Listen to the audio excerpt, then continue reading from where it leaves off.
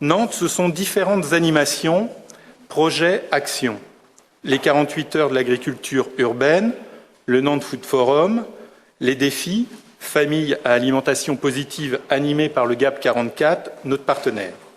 Les fermes urbaines, comme à Doulongoa, les jardins partagés et familiaux, etc. Nantes, c'est depuis le printemps son nouveau mine, ce qui ne fut pas une mince affaire. C'est enfin Nantes qui s'inscrit dans le projet alimentaire territorial.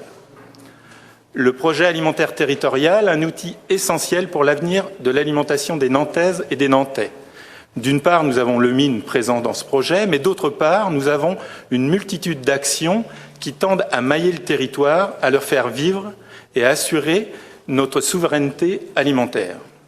Ils permettent le développement de l'agriculture urbaine et locale, facilitent l'approvisionnement de la ville, permettent une autonomie, sécurisent à terme l'alimentation de la ville, de la métropole.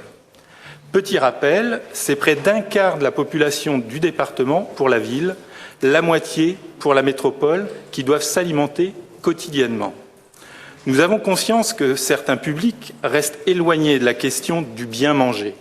À terme, donc, l'alimentation ne peut devenir un sujet de ségrégation par la précarité alimentaire, avec en prime les pathologies qui vont avec.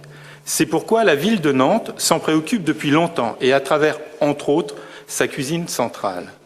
Je remercie à l'occasion l'opposition qui nous permet de mettre en évidence les différents projets et actions que nous menons au quotidien.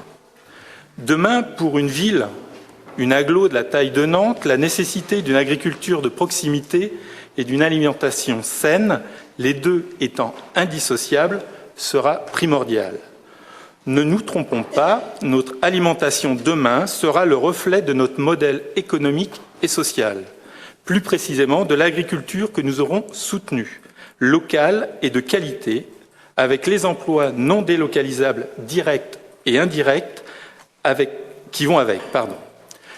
Car ce sont des filières qu'il faut développer ou créer, comme les ateliers de transformation ou légumerie, des abattoirs de proximité mobiles ou non, des services de vente ou de distribution. Le tout sécurisant, je rappelle, notre approvisionnement alimentaire.